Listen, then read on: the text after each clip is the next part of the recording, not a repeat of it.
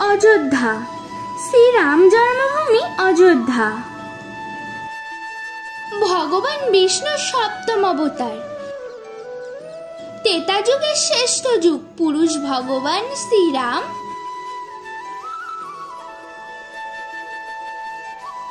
তিনি জন্মগ্রহণ করেছিলেন অযোধ্যাতে। সেই রাম জন্মভূমি অযোধ্যায় আপনাদের ঘুরিয়ে দেখাবো এই পর্বে।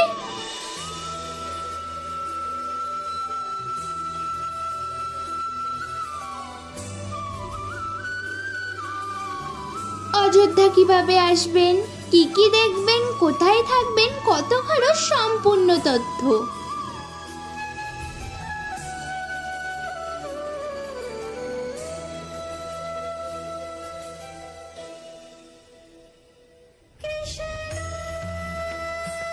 অযোধ্যা আসার সবচেয়ে সহজ ও সস্তা মাধ্যম হচ্ছে রেলপথ।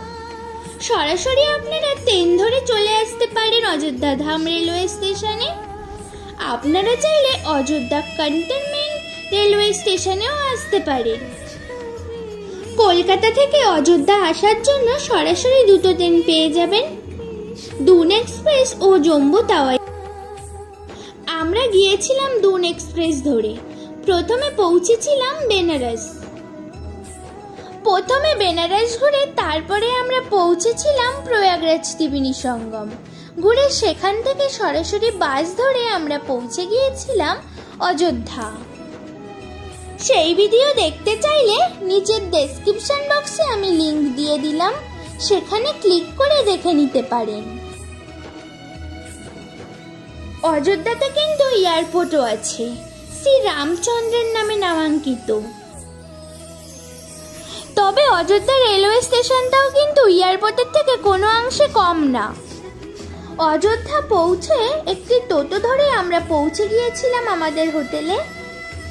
যারা রাম মন্দির অথবা অযোধ্যা ভ্রমণ স্থানগুলি ঘুরে দেখতে চান তারা অযোধ্যা ধাম স্টেশন থেকে শ্রী রাম জন্মভূমি ও রাম মন্দিরের দূরত্ব মাত্র 1 কিলোমিটার। আপনারা চাইলে পায়ে হেঁটেও আসতে পারেন। অযোধ্যাতে আমাদের হোটেলটির নাম ছিল আয়ত প্যালেস। এখানে রুমের ভাড়া শুরু হয় 800 টাকা থেকে। যারা এসি রুম নিতে চান 1200 থেকে 1500 টাকার মধ্যে আপনারা এই রুম পেয়ে যাবেন। অযোধ্যা পৌঁছেই প্রথমে হোটেলে বিশ্রাম নিয়ে আমরা বেরিয়ে পড়লাম অযোধ্যা এক্সপ্লোর করতে। প্রথমেই চলে আসলাম অটো ধরে লতা মঙ্গেশকর চক। এখানে সামনে রামকি পৌরিতে।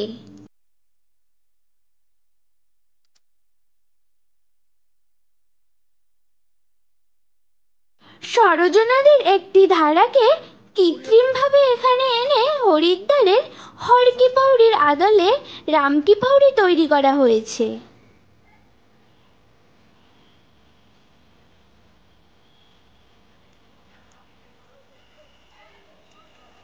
রামকি পৌরিতে স্নান সেরে বেরিয়ে পড়ুন। প্রথমেই চলে আসুন অযোধ্যার সবচেয়ে প্রসিদ্ধ জায়গা হনুমানগড়িতে।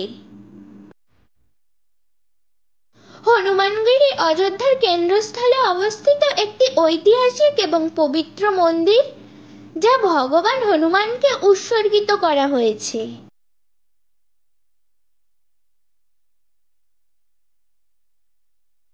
এটিকে অযোধ্যার অন্যতম গুরুত্বপূর্ণ ধর্মীয় স্থান হিসেবে বিবেচনা করা হয়।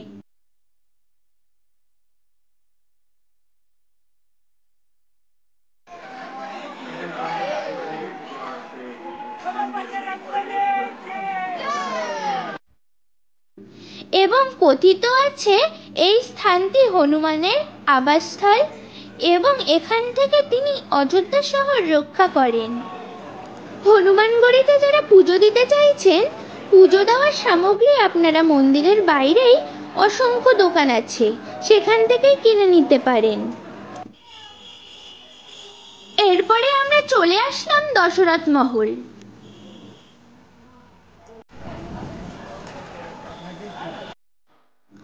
দশরথ মহল অযোধ্যার কেন্দ্রস্থলে অবস্থিত একটি সুন্দর প্রাসাদ।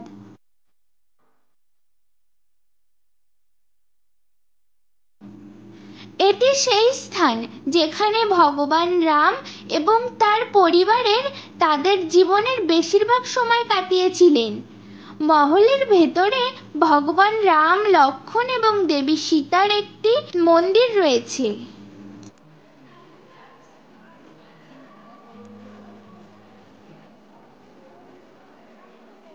দশরথ মহল দেখে সেখান থেকেই পায়ে হেঁটেই চলে আসলাম আমরা কনক ভবনে।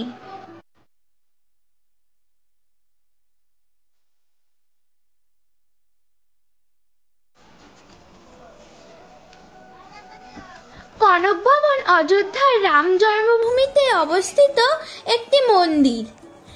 এটি অযোধ্যার সবচেয়ে বিখ্যাত মন্দিরগুলির মধ্যে একটি। বিশ্বাস করা হয় যে মাতা কৈকেয়ী মাতা সীতার সাথে রামের বিবাহের পর তাদেরকে এই মহলটি প্রদান করেছিলেন। মন্দিরটি একটি বিশাল প্রাসাদের মতো নকশা করা হয়েছিল। এই মন্দিরের কারুকার্য অসাধারণ। এই মন্দিরের স্থাপত্য রাজস্থান এবং বুন্দেলখণ্ডের প্রাসাদের সাথে সাদৃশ্যপূর্ণ।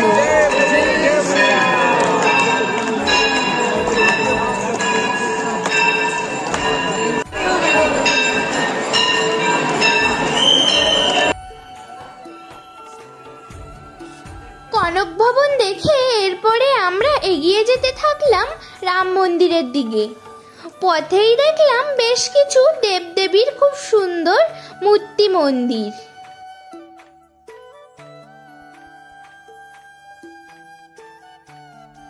সেগুলি আমরা দর্শন করে আমরা এরপরে এগিয়ে চললাম রাম মন্দিরের উদ্দেশ্যে। রাম মন্দির অযোধ্যার মূল আকর্ষণ।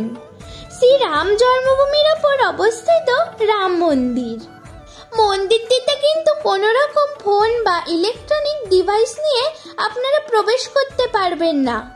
সেক্ষেত্রে বাইরে বিনামূল্যে লকার রুমের ব্যবস্থা পেয়ে যাবেন।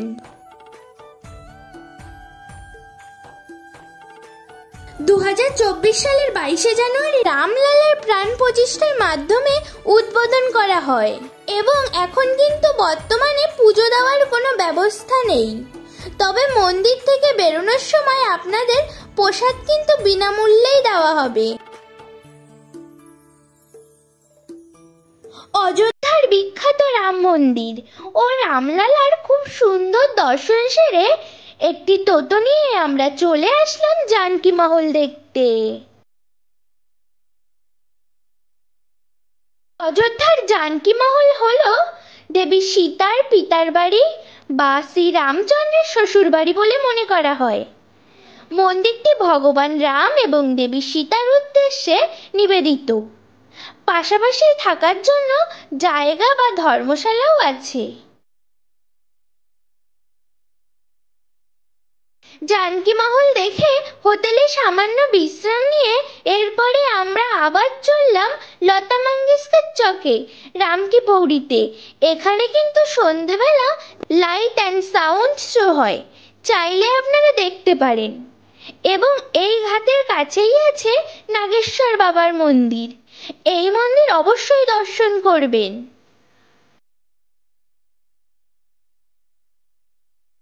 এরপরে আমরা আবার চলে আসলাম সরস্বতী নদীর তীরে অযোধ্যার বিখ্যাত গঙ্গা আরতি দেখতে।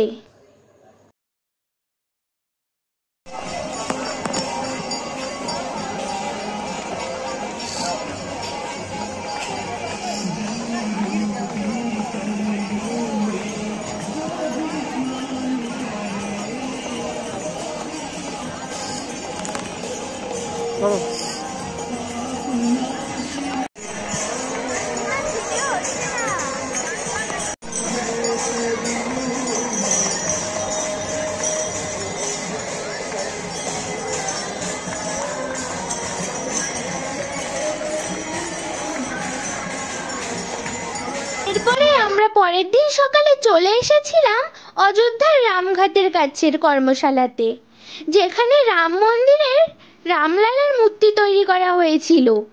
এই জায়গাটিও কিন্তু বেশ সুন্দর।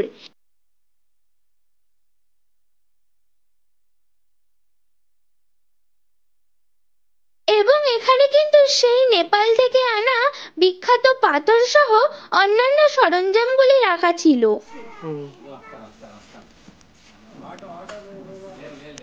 এরপরে আমরা চলে গিয়েছিলাম অটো ধরে অযোধ্যা রেলওয়ে স্টেশনে।